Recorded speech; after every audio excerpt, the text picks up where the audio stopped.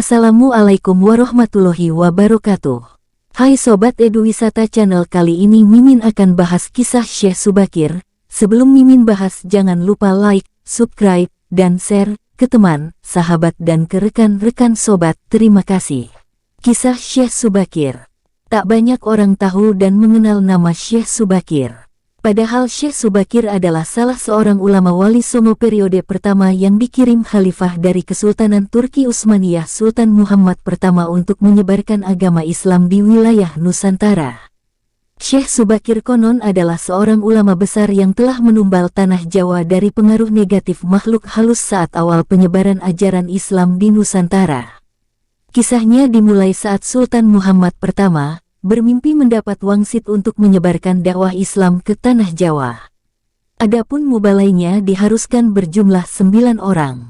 Jika ada yang pulang atau wafat maka akan digantikan oleh ulama lain asal tetap berjumlah 9.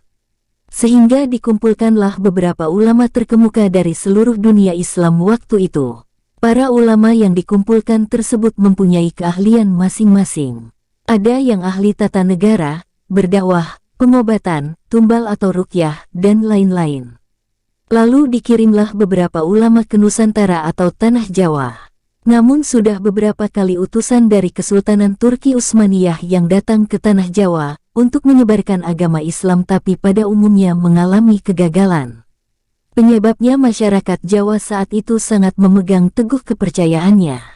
Sehingga para ulama yang dikirim mendapatkan halangan karena meskipun berkembang tetapi ajaran agama Islam hanya dalam lingkungan yang kecil, tidak bisa berkembang secara luas.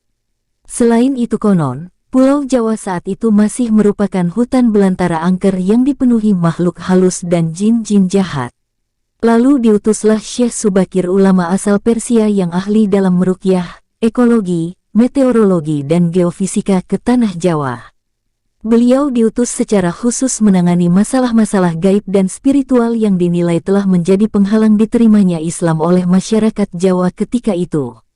Berdasarkan babat tanah Jawa, setelah sampai ke Nusantara, Syekh Subakir yang menguasai ilmu gaib dan dapat menerawang makhluk halus mengetahui penyebab utama kegagalan para ulama pendahulu dalam menyebarkan ajaran Islam karena dihalangi para jin dan dedemit penunggu tanah Jawa.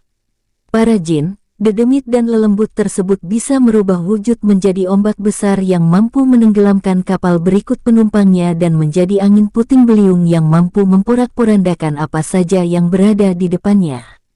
Selain itu, para jin kafir dan bangsa lelembut tersebut juga bisa berubah wujud menjadi hewan buas yang mencelakakan para ulama pendahulu tersebut. Untuk mengatasi hal tersebut, konon Syekh Subakir membawa batu hitam dari Arab yang telah dirajah. Lalu batu dengan nama Raja Aji Kalacakra tersebut dipasang di tengah-tengah tanah Jawa, yaitu di puncak Gunung Tidar, Magelang. Karena Gunung Tidar dipercayai sebagai titik sentral atau pakunya tanah Jawa. Efek dari kekuatan gaib suci yang dimunculkan oleh batu hitam tersebut menimbulkan gejolak. Alam yang tadinya cerah dan sejuk, matahari bersinar terang, damai dengan kicau burung, tiba-tiba berubah drastis selama 3 hari 3 malam.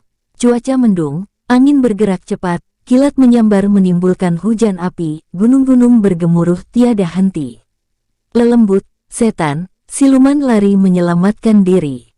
Jin, peri, banaspati, kuntilanak, jailangkung, semua hanyut dalam air karena tak kuat menahan panasnya pancaran batu hitam tersebut. Makhluk halus yang masih hidup pun mengungsi ke lautan.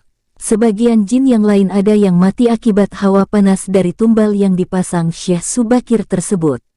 Melihat hal itu, konon Sabda Palon, raja bangsa jin yang telah 9.000 tahun bersemayam di puncak Gunung Tidar, terusik dan keluar mencari penyebab timbulnya hawa panas bagi bangsa jin dan lelembut. Sabda Palon lalu berhadapan dengan Syekh Subakir. Sabda Palon lalu menanyakan maksud pemasangan batu hitam tersebut. Sang ulama menyatakan, maksud dia, menancapkan batu hitam itu untuk mengusir bangsa jin dan lelembut yang mengganggu upaya penyebaran ajaran Islam di tanah Jawa oleh para ulama utusan Khalifah Turki Utsmaniyah. Setelah terjadi perdebatan, mereka segera mengadu kesaktian. Konon pertempuran antara keduanya terjadi selama 40 hari 40 malam, hingga Sabda Palon yang juga dikenal sebagai Ki Semar Badranaya Sang Danyang Tanah Jawa ini merasa kewalahan dan menawarkan perundingan. Sabda Palon mensyaratkan beberapa poin dalam upaya penyebaran Islam di Tanah Jawa.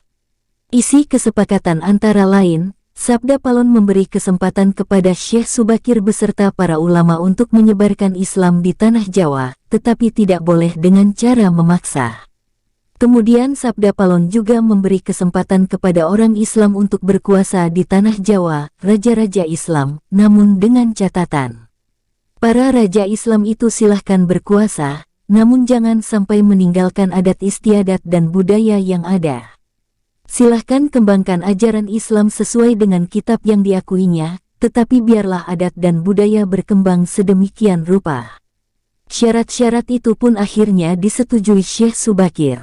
Selain di puncak Gunung Tidar, Syekh Subakir juga membersihkan beberapa tempat angker di Tanah Jawa yang dikuasai para raja jin dan makhluk halus lainnya. Dalam versi lain diceritakan untuk membersihkan wilayah Gunung Tidar dari bangsa jin, Syekh Subakir membawa senjata pusaka berupa tombak Kiai Panjang.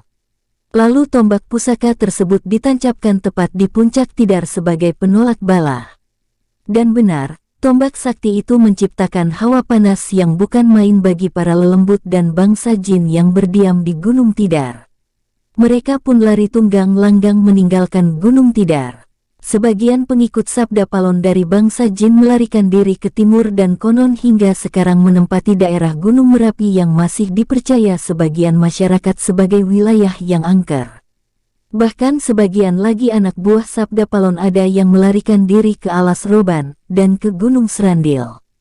Tombak itu sekarang masih dijaga oleh masyarakat dan ditempatkan di puncak Gunung Tidar dengan nama makam Tombak Kiai Panjang. Dengan adanya tombak sakti itu, maka amanlah Gunung Tidar dari kekuasaan para jin dan makhluk halus. Karena keberhasilannya menumbal Tanah Jawa lalu penyebaran Islam oleh Wali Songo periode pertama menjadi lancar. Nama Syekh Subakir lalu menjadi sangat terkenal dan dikagumi di kalangan para pendekar, penganut ilmu gaib dan kanuragan, bangsawan serta masyarakat di Tanah Jawa ketika itu. Sehingga mereka terkesan mendewakan sang ulama asal Persia tersebut.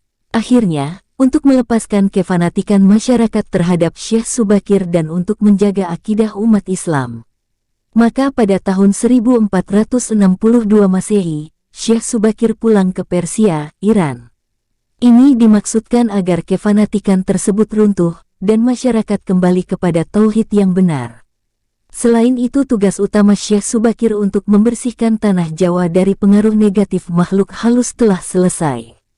Sekian yang Mimin sampaikan, mohon maaf atas kesalahan dan khilapan. Jangan lupa like dan subscribe.